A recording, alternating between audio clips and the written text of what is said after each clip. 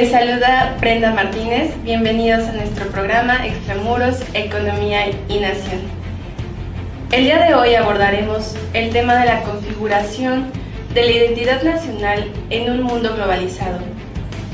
El propósito de esta charla es realizar una aproximación a la conformación de las identidades nacionales en el contexto de la globalización, teniendo como referente a la posmodernidad, para el análisis de estos fenómenos. Se trata de un rastreo de los acontecimientos que han ido configurando los contextos desde los cuales hoy día los individuos recuperan los elementos de su cultura para hacerse de una identidad y nación.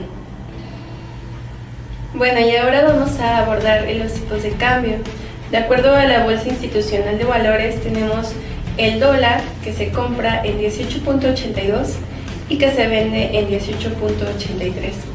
Por otra parte, tenemos el euro, que se compra en 21.69 y en venta con 21.71. Tenemos también lo que es la libra, que se compra en 24.73 y a la venta en 24.75. El yen, en una compra de 0.17 y en una venta de 0.17. Y con esto damos inicio a tu programa Extramuros. Más o menos. Muy buenas tardes doctora. Buenas tardes. Bienvenidos nuevamente, les saluda Silvia Delgado González, bienvenidos a nuestro programa, su programa Extramuros, Economía y Nación. Bueno, ya tuvimos por ahí a Brenda, que nos dio la introducción del tema, muy interesante el tema, y bueno, es un gusto recibirla aquí, doctora. ¿Verdad? Muchas gracias por aceptar. En este momento voy a presentar a la doctora, tengo el honor de presentarla. Voy a dar una pequeña, si usted me permite, nota curricular. Bueno, ella es la doctora Florencia Leticia Sánchez Vargas. Ella es doctora en Pedagogía, maestra en Enseñanza Superior y licenciada en Periodismo y Comunicación Colectiva, titulada por la UNAM. Fue becaria del proyecto Los 75 años de la Escuela Nacional de Música de la UNAM, una historia para celebrar. Trabajó como investigadora en el proyecto La cultura material de la investigación educativa en España del siglo XX, arquitectura, inmobiliario escolar y material científico pedagógico. Así es. Desarrollado en la Universidad de Murcia, España. Actualmente es docente en licenciatura, maestría, doctorado en la UNAP, UNILA y CUCS. Su línea de investigación es histórico-filosófica. Bienvenida, doctora. Es una gran oportunidad, una gran fortuna tenerla aquí con nosotros, para toda nuestra audiencia. Chicos, público general, IMPO, comunidad IMPO, estamos en este momento para que ustedes aprovechen a la doctora, todas las preguntas. Ella les va a aclarar muchas situaciones muy interesantes en este momento acerca de la temática que hace un momentito Brenda les comentaba, pero bueno, quiero retomarla.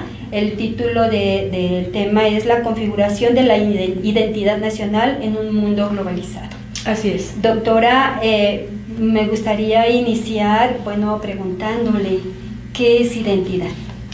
Bien, existen diversidad de posibilidades de abordaje para definir la identidad. En este caso voy a iniciar con una definición que proviene desde la perspectiva psicológica, una definición sencillita que tiene que ver con el hecho de que la identidad es aquello, es ese algo que nos define y que responde a la pregunta ¿quién soy yo? Muy bien. Sin embargo, esto se puede complicar porque, como decía, existen diversas posibilidades de abordaje de esta condición de la identidad. Y como decías hace un rato, yo tengo una formación y trabajo más bien la línea histórico-filosófica. Así que este asunto de algo que nos define de quién soy yo, se puede responder y se responde a través de dos categorías de análisis. Una de ellas es la paideia y la otra es la virtud. Es decir, tendría que ver esta definición de identidad con el asunto del conocerse a sí mismo. Muy bien. Y por supuesto se trata de un proceso. Si nosotros queremos ser, o ejemplificar, mejor dicho, a través de la práctica de lo cotidiano, cómo proyectan las personas este asunto de su identidad, encontraríamos que estas pequeñas descripciones que a veces aparecen, por ejemplo, en los perfiles de algunas personas en Facebook, tienen que ver con este tema de la identidad. Por ejemplo, dicen, soy futbolista, soy periodista, soy comunicólogo, soy pedagogo, soy ingeniero, soy economista. Y otros más podrán decir, por ejemplo, soy una persona simpática, soy una persona divertida, soy una persona introvertida. Ambos rasgos, porque son rasgos, tienen que ver con la identidad. Pero mientras que los primeros aluden a identificarse con aquellos grupos que los conforman, el futbolista, el periodista, etcétera, etcétera, los otros se identifican más bien con una serie de rasgos personales. Ok, perdón la interrupción. Aquí, como va muy enfocada la identidad a la parte de la globalización, el mundo globalizado, es justamente lo que usted está comentando, es como la influencia, ¿verdad? Bueno, con o sin existe esta posibilidad. Sabemos que el ser humano, y digo, lo hemos visto en nuestros propios procesos formativos, o incluso los jóvenes al estar tomando sus formaciones por ejemplo, en ciencias sociales, y ya después a lo largo de toda su vida, se ha referido el hecho de que el ser humano es gregario por naturaleza. ¿Esto qué significa? Bueno, pues que no puede vivir aislado, por diversas razones que no voy a abundar en este momento. En ese sentido, el rostro que te dibujas y que te va a ser distinto a los otros y parecido a un grupo, tiene como fuente todos estos elementos de la cultura, pero también algunos rasgos individuales. Es decir, la identidad se refleja en lo personal. Hay una identidad personal, una serie de particularidades que te hacen distinta a mí, y también hay una serie de rasgos que a ti y a mí nos hacen pertenecer. En este caso, por ejemplo, tenemos elementos en común al ser docentes. Claro. Y ahí está nuestra identidad, que somos docentes. Claro. Y esta identidad social y de grupo es la que compartimos, pero por otra parte también pertenecemos a una colectividad, al ser mexicanas, y ahí estaríamos hablando de la identidad nacional. Sin embargo, todo esto está alterado a partir de estos elementos que provienen de otras culturas, a los cuales se tiene acceso ahora a través de las redes sociales y de todas las posibilidades que nos ofrecen los nuevos medios. Entonces, al acceder a todos estos estímulos y productos culturales, este asunto de la identidad se vuelve un poco más complejo. Se van diluyendo estas diferencias, por ejemplo, respecto a una colectividad como grupo, nosotros como mexicanos, se van a diluir. Sí. Y se acentúa más el aspecto de la sociedad global. Sin embargo, sabemos, y bueno, tú por tu especialidad, específicamente este asunto de la globalización, si bien es cierto que nace a partir de factores puramente económicos, sí, y que se proyecta o se refleja de otras maneras también por hechos históricos, no cumplió con la promesa, y lo único que se ha generado es pobreza, exclusión. Sí, claro. Porque, por ejemplo, si hay globalización y esto es el libre mercado, y entonces el trabajador se va a poder mover de aquí para allá con facilidad, eso es mentira. Claro. Noam Chomsky lo señaló en alguna entrevista por ahí, que seguramente pueden localizar en YouTube. Lo que sí se mueve es este libre tránsito para el movimiento de mercancías de grupos poderosos a países menos protegidos, ¿no? Por ejemplo, con México. ¿Qué pasó con la globalización? Se cerraron se militarizó la frontera. Claro. Entonces, esa es una parte, una de las caras o características de la globalización, pero en el específico caso de la construcción de la identidad, hablaríamos de globalización desde la cultura.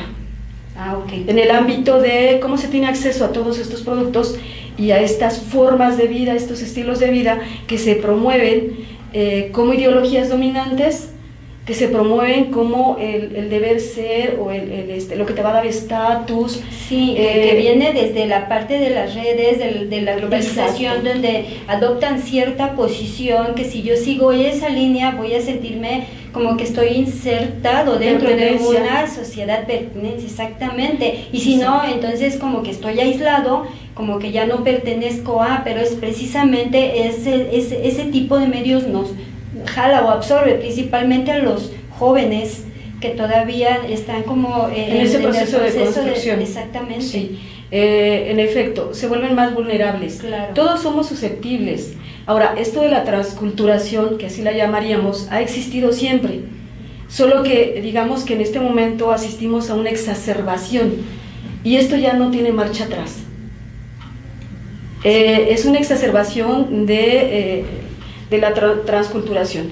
Pero ha existido. Yo recuerdo por ahí un documental de Canal 11 donde los documentalistas comentaban algo que ocurría, ellos fotógrafos documentalistas, que acudían a ciertas zonas y comunidades todavía con rasgos primitivos y que, bueno, pues obviamente llevaban los Converse o los lentes Ray-Ban, etcétera, y ahí les decían que se los intercambiaban por algún objeto. Entonces puedes ver las fotografías donde estas personas de una colectividad cuasi primitiva estaban portando unos Ray-Ban y realizando sus rituales, ¿no? Otro ejemplo de esto, es ficción, pero está vinculado con una realidad. Lo que ocurrió, por ejemplo, en el caso de la película Los dioses deben estar locos, ¿no? Cuando a partir de que llega una Coca-Cola a la colectividad, toda su realidad se trastoca. Creo que de ahí me puedo agarrar respecto al asunto de cómo repercute este asunto de la globalización cultural en la conformación de la identidad. Y se incluye otro ingrediente, el asunto de la posmodernidad. Sí, exacto. Porque, bueno, ¿qué pasa? Decía que se diluyen y eres susceptible de una imposición, de un estilo de vida, de una forma, de una mirada en torno a la realidad que va a trastocar tu relación con tus propios productos culturales. Lo hemos visto, viene Halloween, ¿qué pasa? Esto tiene más o menos poco en México. En principio era esta tradición de las calaveritas de azúcar, todo esto que venía de la abuela, ¿no? De los abuelos que te transmitían. Sí. Y ahora de pronto, hace no muchos años, te encontrabas en las calles a las madres de familia con sus niñitos, que se gastaron la quincena prácticamente para ponerle los disfraces y andar con ellos por las calles consiguiendo que les regalen dulces, ¿no? Sí. Cuando van a dejar de comer a lo mejor una semana por ponerle los trajecitos, porque los niños esperan eso, ¿no? Sí, exacto. Vamos a ir a unos breves comerciales, claro, y regresamos en Extramuros. No se vayan, porque hay mucho todavía que platicar. Claro, gracias. Muy bien, ya estamos de regreso en Extramuros. Gracias por permanecer con nosotros. Doctora, me gustaría si podemos continuar con la idea que estábamos planteando hace un momento. Claro, ¿no? con gusto. Sí, en efecto, estaba hablando de esto que ocurre ahora, por ejemplo, con el festejo, estos festejos del Día de Muertos y que se incorpora el día del Halloween, ¿no? Sí. El Halloween como una expresión cultural externa. Y se ha incorporado, ya forma parte de la serie de prácticas culturales que se llevan a cabo acá. No voy a utilizar una valoración moral en este caso porque no aplica. Como decía hace un rato, esto ha ocurrido y va a seguir ocurriendo, el proceso de transculturación, pero lo que sí debemos analizar, y es una obligación dentro de escenarios académicos, es el hecho de que se imponen maneras de vivir, maneras de entender la realidad como ideologías dominantes. Claro. Sabemos que la globalización, del concepto de globalización se apropiaron, porque ser internacional está bien, lo dice Noam Chomsky. Implica condiciones iguales, crecimiento del mercado, libertad. El asunto es que se apropiaron. Norteamérica e Inglaterra de estas nociones de globalización a su perspectiva muy concreta, que solo implicó beneficios para estos grupos. Y de paso, pues obviamente a través de, y esto fue fundamental para el desarrollo de la globalización, la aparición de estas nuevas tecnologías que permiten estar aquí y allá instantáneamente, claro, que nos hacen llegar toda la información de todos lados. Esto ayudó y favoreció ese crecimiento, sobre todo en este intercambio cultural, ¿no? Esto está ya aquí. ¿Qué efectos tiene sobre la construcción de la identidad de la persona? Voy a dejarte solo con una situación de ejemplo. Un adolescente, para sentir que forma parte de este grupo de los adolescentes, necesita desarrollar un perfil de Facebook y presentar una serie de publicaciones, etcétera, etcétera, que sean similares a las que los otros hacen. O sea, portar un determinado tipo de ropa, tomar una actitud concreta, y todo esto forma parte de la elaboración discursiva de su identidad. Que es lo que le hace sentir dentro de su grupo social, identificados, claro. es lo que lo define. ¿Tú te imaginas a un adolescente que no tuviera redes sociales? Ahorita es imposible. O sea, Implicaría que está fuera del mundo. De hecho, ya claro. nosotros que somos una generación mucho más allá de esto, Sí. El no estar conectado te hace sentir que no existes. Aislado totalmente. O sea, hay repercusiones sí. en las relaciones de las personas y por lo tanto en la construcción de su rostro, porque eso es la identidad, ¿no? Sí, claro. Gracias, doctora. Estaba por ahí viendo algunas preguntas, si podríamos contestar. Dice Daniel, hola Daniel, ¿cómo es posible identificar nuestra propia unicidad y por qué es tan difícil identificar mi identidad desde esa idea? Ahora, Andrea, hola Andrea, una persona ya sabe quién es, pero ¿cómo la podría ayudar a identificar qué es lo que la hace única? Qué interesante. Valentina Álvarez, ¿qué es lo que nos hace únicos?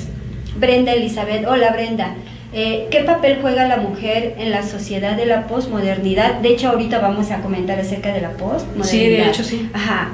Miri, no creo que tenga nada de malo el adoptar otras tradiciones, siempre y cuando sepamos nuestras raíces y de dónde vienen las nuevas, pero claro, por supuesto, ¿no? Sí. Aimé, ¿cómo podemos dejar a un lado la globalización y comenzar a tener una más presente en nuestra cultura? Saludos. Yo creo que ahorita podemos como que tomar estas inquietudes que tienen nuestros chicos por ahí, podríamos tal vez vincularlas como para atacarlas hasta Claro las que sí, puntas, ¿no? claro que sí. Ajá. Entonces, bueno, está qué es lo que nos hace ser únicos, la parte de la mujer, qué papel juega la mujer en la sociedad posmoderna. No creo que sea nada malo adoptar, no, pero para nada es nada malo adoptar las culturas de otros lugares, no adoptarlas, más como conocerlas, ¿no? Conocer cómo viven en otros países, como usted lo mencionó hace un momentito, nos permite acercarnos a lugares que no conocíamos. De hecho, en nuestra época, ni soñando, pensamos visitar otros países de manera virtual. Ahora sabemos de manera virtual casi cómo se encuentra otro país, cómo viven, qué comen, su gastronomía, claro, sus culturas. Y bueno, no precisamente eso que sea una influencia total, sino permanecer nuestra propia cultura, ¿no? Nuestras raíces. ¿Qué piensa usted de eso, con toda su experiencia? Claro, por supuesto que yo lo dije desde hace un momento, no voy a aplicar un juicio moral porque no corresponde. Claro. Y juicio moral significa decir que es bueno o que es malo. Claro. No, es una realidad.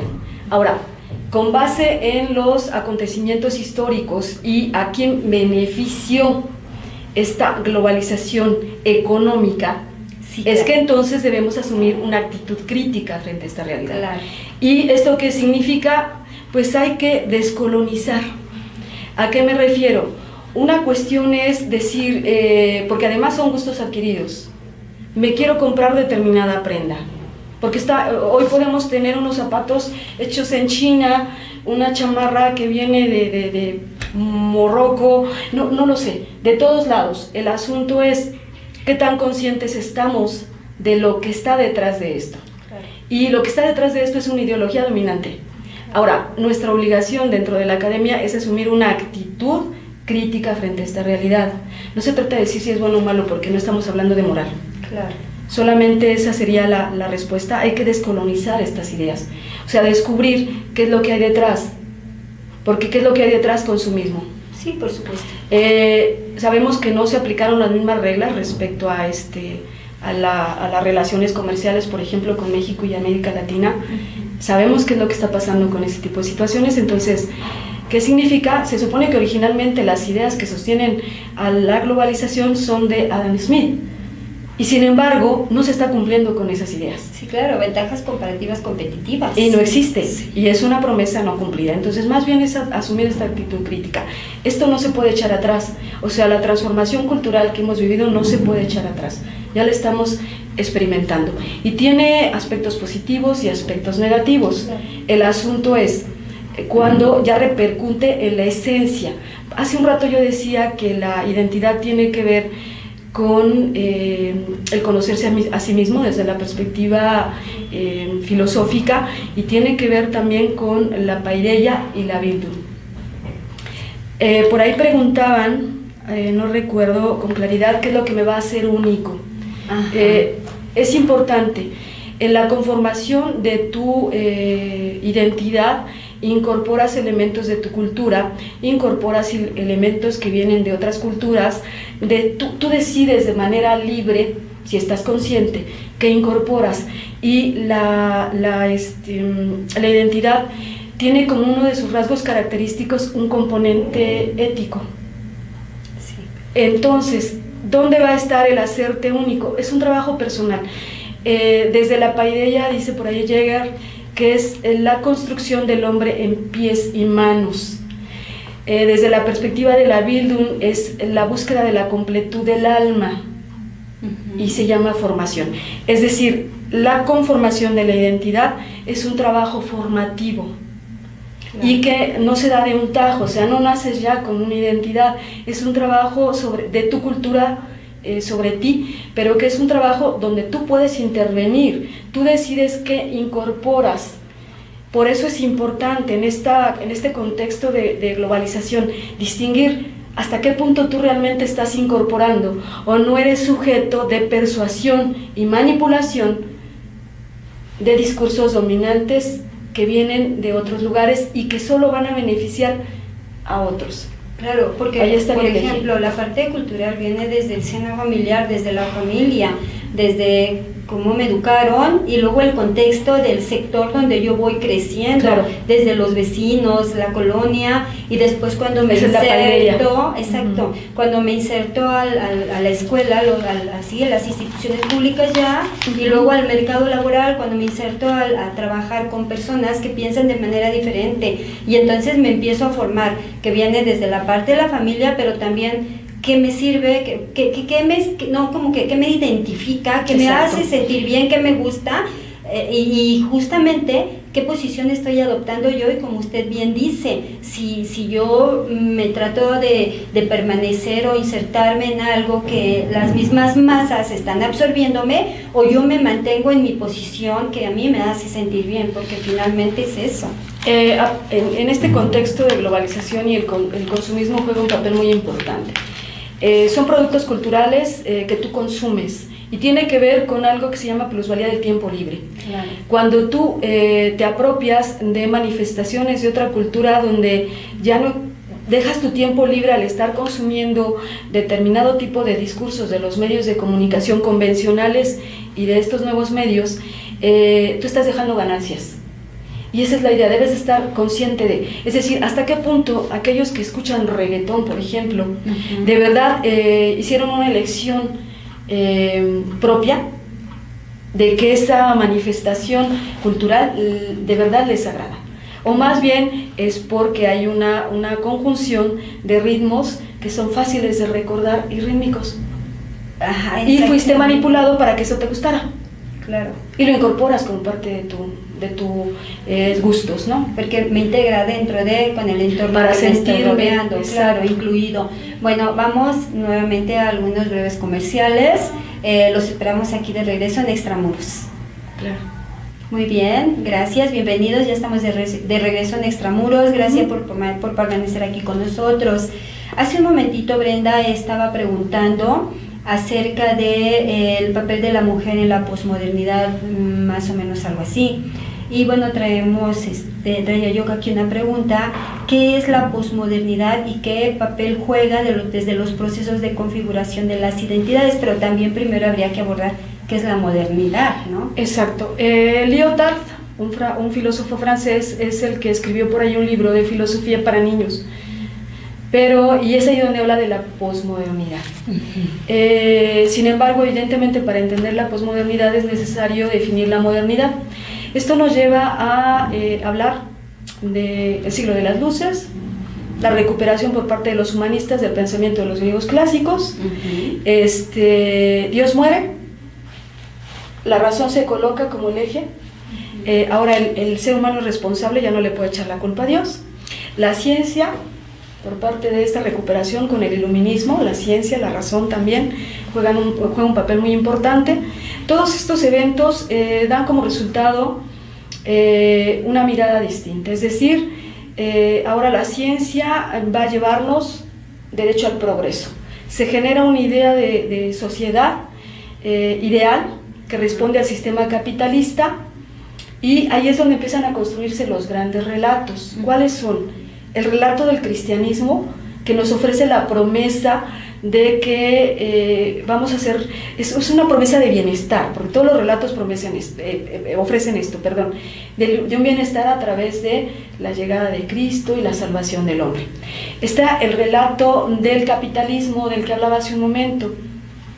El capitalismo, vamos a llegar a ser todos felices, a tener las mismas condiciones de vida, de confort, etcétera, etcétera. Es el otro relato.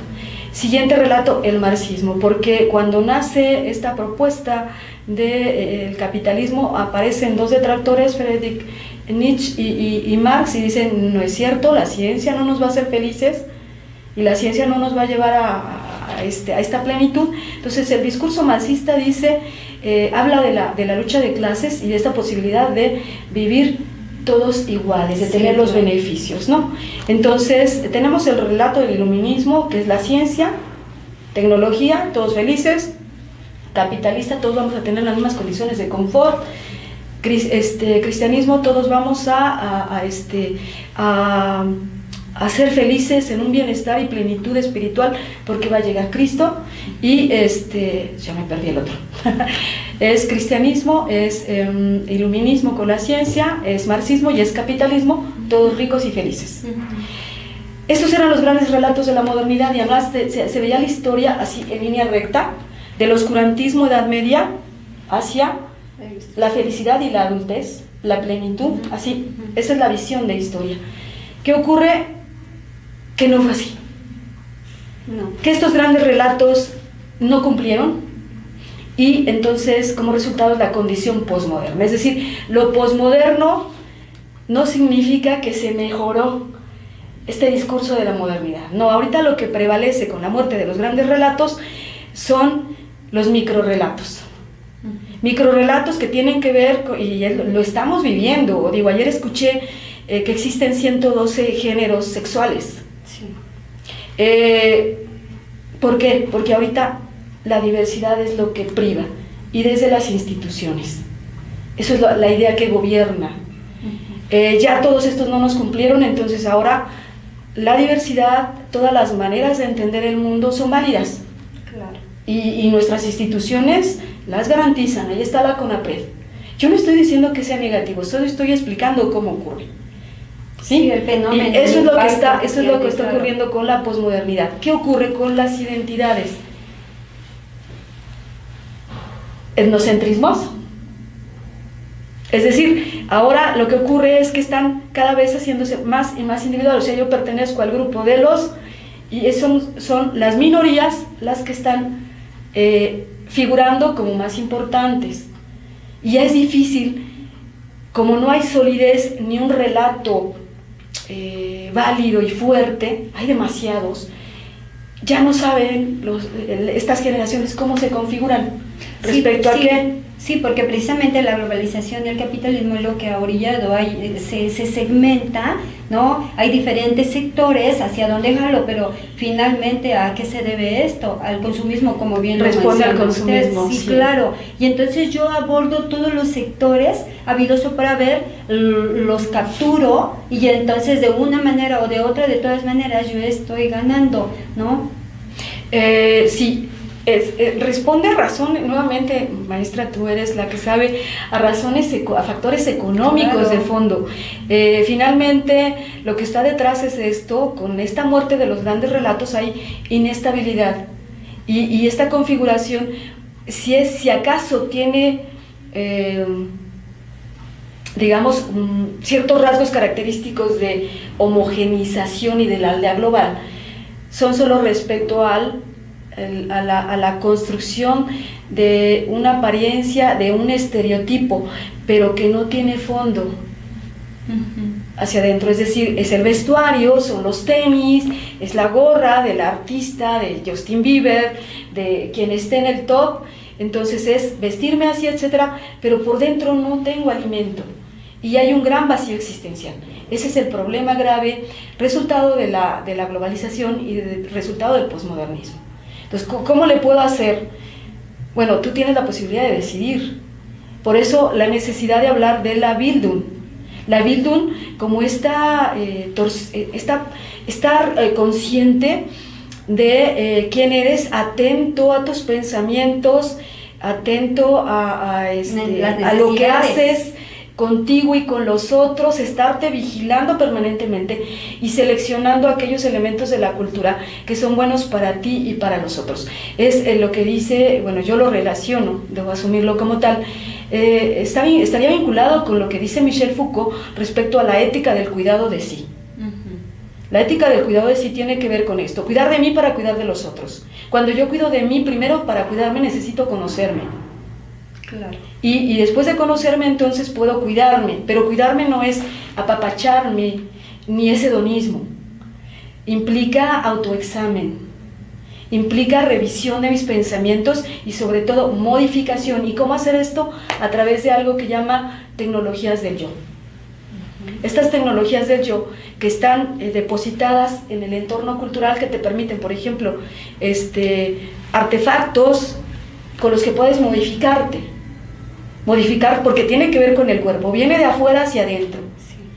Y sabemos que disponemos, no sé, se me ocurre, por ejemplo, tienes un problema por ahí de sobrepeso, existen artefactos que pueden ayudarte para. Eso sería desde afuera, nada más, porque tiene que ver, este asunto del cuidarse de sí, que tiene que ver con la conformación de una identidad o de un rostro, es... de principio está vinculado con lo físico también, es decir, no puedo, y es incluso del pensamiento grecorromano, tú lo sabes, la educación integral, que implica todo el cuerpo, que implica el pensamiento, que implica el alma. Entonces, este rostro del que yo vengo a proponer aquí debe estar configurado de todos estos elementos y no limitarse solo a incluir esto que me están dictando desde grupos dominantes, desde un sistema de mercado, donde los que resultan beneficiados son algunos grupos, como ha sido hasta el momento, ¿no? Sí, claro. Y que estés consciente de que esto que incorporas te va a hacer bien a ti y a los otros. De hecho, la ética del cuidado de sí la han aplicado a algunos grupos ambientalistas, porque es cuidar de mí, primero me conozco. Si me conozco, cuido de mí y vigilo mis pensamientos y realizo un autoexamen y me transformo. Y luego con esto cuido al otro, a los otros, que son los que me ayudan a darle significado a mi rostro. Y después, al cuidar de los otros, también tengo que cuidar del mundo. Es interesante, y por ejemplo lo que comentaba Brenda, la mujer cómo se ve en la posmodernidad, o sea, ¿qué papel juega ahí? Es complicado. Mujer y hombre, bueno, decía hace un momento que son lo que yo escuché por ahí, que 112 géneros. Para nosotros como una generación ya de hace rato es complicado entenderlo sin tratar de emitir un juicio o una valoración al respecto, ¿no? Lo que ahorita priva es esto. ¿Cuál es el papel? Bueno, si lo ves desde una perspectiva de una idea de mujer en una construcción tradicional, pues bueno, es la que se hace cargo del cuidado de los hijos, y esto que implica pues que tiene un papel muy importante en los elementos de la cultura que incorporen ella y sus hijos, porque es la principal formadora, Claro. Está en el proceso de crianza. Ahora, si lo ves en el sentido de ya una perspectiva más equitativa, que seguimos en pugna, es difícil. De hecho, Es el de feminismo... discurso, pero... El feminismo o el discurso, la deconstrucción feminista frente al falocentrismo. Eso es lo que ocurre ahorita en la posmodernidad. Se habla de reivindicaciones, ¿no? Podemos revisar la historia del feminismo. El asunto, estas reivindicaciones en realidad responden a razones económicas. No es realmente porque hay un reconocimiento como igual. Es más, ni siquiera deberíamos pensar en igual. Primero, más bien, para que haya igualdad, primero debe haber equidad. Claro. Y eso es complejo. Entonces, creo que la responsabilidad es de todos. De hombres y de mujeres, de niños, etcétera. Cada quien, dentro de su rol social y sexual, tiene una responsabilidad en este proceso. Insisto, si la mirada es desde la perspectiva de la mujer como tradicional, pues ahí está. Pero creo que ahora los nuevos relatos también nos están obligando a una forma distinta de mirarnos, ¿no? Además, no se nace hombre o mujer, se nace con un sexo. Exacto. Y esto tampoco significa que tengas una determinada preferencia considerada y aceptada socialmente desde el principio, ¿no? O sea, eso es aparte. Es decir, tienes el sexo, pero eso no significa que te pienses así. Así que esto se vuelve muy complicado. Ahora dicen, hace un rato vi un meme en las redes respecto a este asunto, donde decían cómo a veces ya se vuelve más difícil expresarte sin ofender a los otros. Y es resultado de la posmodernidad. Insisto, no digo que sea bueno o sea malo, eso está ocurriendo. Es decir, si haces un chiste, hay que ver el papel del chiste en este sentido semióticamente, pero que de pronto antes era muy fácil usar los arquetipos, ¿no? 3 mujeres y un sacerdote y bla, bla, bla. Entonces ahora dices, no, si dices eso, van sobre ti las feministas, ¿no? Y aguas si dices esto otro. Entonces se vuelve complicado porque son los microrelatos. Así que la pregunta sobre el papel pues es el mismo que tienen hombres o mujeres. Ajá, justamente eso es interesante. Uh-huh. Lo mismo. Yo creo que Brenda en ese sentido hacía la pregunta, Uh-huh. ¿cómo se ve la mujer ahorita en la posmodernidad, ¿no? Como una persona activa que aporta también económicamente al hogar, que se puede desarrollar como una profesionista además de tener hijos. Yo supongo que es a lo que ella se refiere. Me imagino que eso es lo que tú comentas, Brenda, pero bueno, aquí ya la doctora pues ya lo tomó desde grandes bases. Y bien lo dice usted, doctora, definitivamente tenemos una gran ventaja, que nosotros somos las que tenemos el privilegio de tener a los hijos desde pequeños y formarlos. Entonces, si nosotros los formamos de la manera en que ellos puedan ser felices, pero que también respeten a la mujer y la misma mujer se respete en sí, esto, por eso yo lo manejaba desde un inicio, esto viene desde la familia. Lo que ves en la familia es lo que piensas tú que es correcto.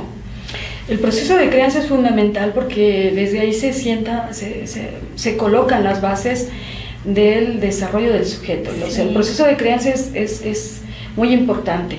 El asunto es, bueno, hasta ahorita el modelo de familia y los roles sociales y sexuales que han prevalecido hasta este momento era así, es decir, ¿quién se encarga de la crianza? De hecho, hay por ahí un texto de Graciela del Hierro, Ética y Feminismo, donde destaca que la familia es un pequeño estado, donde la madre es la iglesia, el padre es el gobierno, el territorio es el lugar donde viven y los ciudadanos son los niños, donde aprenden la sujeción al poder del Estado. Claro. ¿De qué estoy hablando? Bueno, pues que históricamente se le otorga este papel de espiritualidad o de educación y espiritualidad a la madre.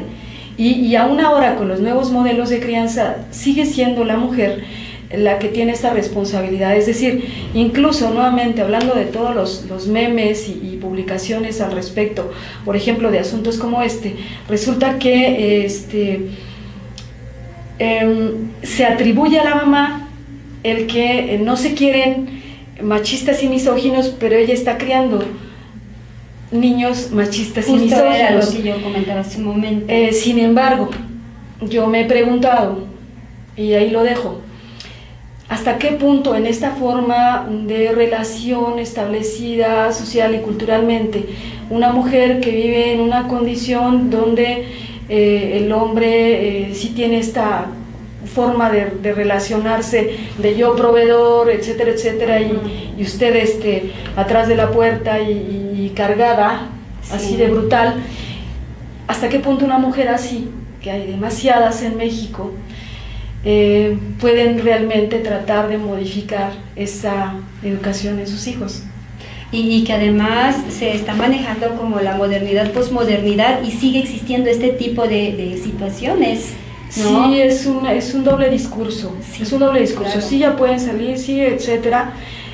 Es complicado, maestra, porque se vuelve como una discriminación positiva. Yo recuerdo a algunos alumnos que dicen, no, es que hay que ser respetuoso con las mujeres, es que hay que, no las toco ni con el pétalo de una rosa. Esos son discursos baratos.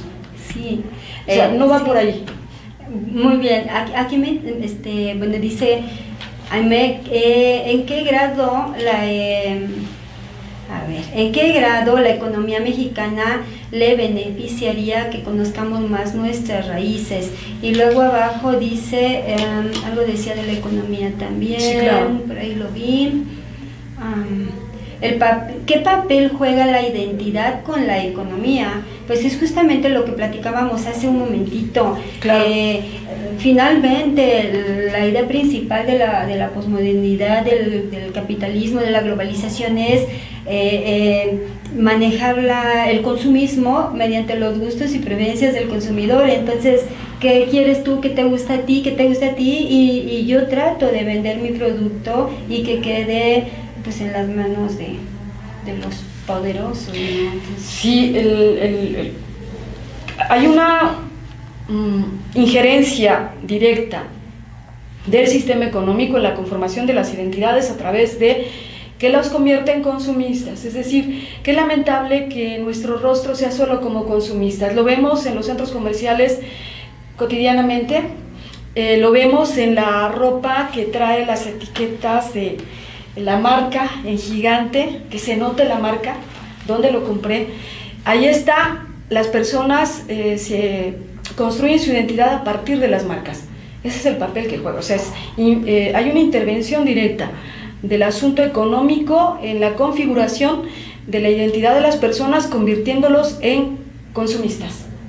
Sí, soy Converse, soy Zara, soy Bershka, y guarda las bolsitas.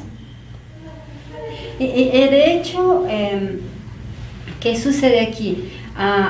Hay muchos beneficios que nos trae, por ejemplo, las tecnologías, los medios, hay mucho como esto, claro, como la cultura que podemos ver en otros lugares, pero también esta parte de la identidad, entra esa duda de hacia dónde me hago, hacia acá, como lo manejaba hace un ratito del reggaetón, por ejemplo, me identifico con el reggaetón, me identifico con esta música. Es un gusto adquirido. Claro, pero viene desde allá, desde la parte económica. Yo quiero vender porque en la medida, digo, si hay producción debe de haber consumo, para que haya consumo hay producción, si no hay consumo no produzco. Que la verdad es que trae cosas muy buenas el que tengamos bienes y servicios que sean satisfactorios, como por ejemplo la canasta básica, como lo que necesitamos para vivir, pero de eso a que también nos hagamos como ese sometimiento de es que quiero parecerme, es que quiero estar metido aquí o integrado en este sector, como que esa parte es lo complicado que pega directamente a la identidad de las personas. Sí, desde la perspectiva mercadológica a este proceso, es decir, hay ciertas necesidades básicas, de alimentación, de vestido, pues para protegerte del clima, en fin. Sin embargo, estas necesidades son convertidas en deseos por la cultura. Y esta cultura está definida por el sistema económico, de modo tal que, por ejemplo, dices, bueno, satisfacer mi necesidad básica de alimentación. Sin embargo, cuando se convierte en deseo, dices quiero una hamburguesa de McDonald's. No dices, dices tengo hambre, quiero una hamburguesa de McDonald's, pero puedes satisfacerla con un taco de frijoles. Pero difícilmente piensas en eso, porque ya está esta idea posicionada desde la mercadotecnia y la publicidad. Claro. Entonces necesitamos cubrir los pies porque no podemos andar descalzos, ¿no? Y también por las actividades. El asunto es, puedes cubrirlo con unos guaraches de llanta, por ejemplo, pero no vamos a usarlos. ¿Por qué? Porque hay una necesidad de estatus. Sí. Entonces, ¿qué ocurre? Se convierten en deseos. El asunto es, estos productos que vienen de un sistema, de un país, de grupos poderosos que nos están vendiendo, estos productos que nos venden además nos hacen creer que los necesitamos. Decían hace un rato, ¿cuál es el beneficio de la recuperación de las raíces? Pues que reconozcas que tienes muchos productos acá y que los valores como tales, Claro. y que no necesitas consumir estas grandes marcas para satisfacer estas necesidades y que estés a gusto contigo y que no te sientas naco. Ahorita, hace poco estaba viral este asunto del video de las sudaderas estas de jerga. No sé si viste por ahí. O sea, acá difícilmente, ¿quién lo trae? Lo trae el chairo, ¿no? Sí. No lo vamos a traer los demás, pues ¿cómo? Y sin embargo son buenísimos. Cubren muy rico, y el asunto es que ya que los grandes diseñadores utilizaron el diseño oaxaqueño y se lo llevaron, que se llevaron la sudadera de jerga, entonces ahora sí ya volteamos a verla, ¿no? Qué interesante, doctora. De verdad que esto es para una larguísima Sí, yo charla. creo que sí, bastante. Está invadido de preguntas habla de las modas, la diferencia entre igualdad y equidad, Claro, con gusto. globalización, neoliberalismo. Es mucho, tenemos escasos 3 minutos. Wow. Si usted me lo permite, Claro. bueno, compartiríamos esta página de Facebook Claro, maestra. con usted para si nos apoya y empezar a contestarles, chicos, Sí. porque son muchos y es importante que les contestemos, tienen muchas dudas, veo Claro, que hay sí, con muchas gusto, por inquietudes, supuesto. y poco a poquito Sí. les vamos contestando a lo largo de la semana, ¿no? Ah, perfecto, por sí, favor, no, sí, por porque supuesto. ya Yo feliz. tenemos muy poquito tiempo. Claro. Por otro lado, deme un segundito para comentarles o recordarles acerca del 10º Congreso Internacional de Tanatología Siglo XXI, curso post-congreso, que le imparte el doctor Patricio Arias de Ecuador. Ajá. El costo post-congreso, 800 pesos. También tenemos el 10º Congreso Internacional de Tanatología del Siglo XXI, 19, 20 y 21 de octubre. Tema, la evolución de la tanatología y el fortalecimiento de sus campos. Va a haber un evento el sábado 20 de octubre dentro del marco del 10º Congreso Internacional de Tanatología. Se llama Bohemia Tanatológica, por ahí suena muy interesante. Va a haber vino, refrescos, música, bocadillos. Costo, está invitada, doctora. Gracias. Costo 250 pesos por persona a partir de las 19:30 horas. Por ahí los esperamos. Es una buena oportunidad de convivir, ¿no? Claro, sí. Estamos ya a momentos de irnos. Me gustaría si nos da un minutito para que nos concluya el tema, por favor. Traigo por ahí una frase de García Márquez que creo que ayudaría muchísimo en este asunto de entenderlo, de entender la construcción de la identidad. Y dice así: los humanos no nacen para siempre, el día que sus madres los alumbran. La vida los obliga a parirse a sí mismos una y otra vez, moldearse, a transformarse, a interrogarse, o a veces sin respuesta, a preguntarse para qué diablos han llegado a la tierra y qué hacen en ella. A ver, es para reflexionar. Exactamente. ¿No? Incluso en los mismos comentarios, por ahí vamos a platicarlo en Facebook, igual y continuaríamos Claro, con esta gusto, por charla supuesto. a lo largo, apoyarnos de las redes. Claro ¿no? que sí, con gusto, sí, por supuesto. Muy bien, pues estamos en la recta final de Extramuros, Economía y Nación. Es un gusto tenerla aquí nuevamente. Gracias, Le agradezco gracias. el apoyo y bueno, ya vio que hay mucho interés por ahí. Entonces estamos Claro. trabajando a lo largo de toda la semana, muchachos, público, y bueno, pues Los esperamos el próximo miércoles a las 3 de la tarde aquí en su programa Extramuros, Economía y Nación.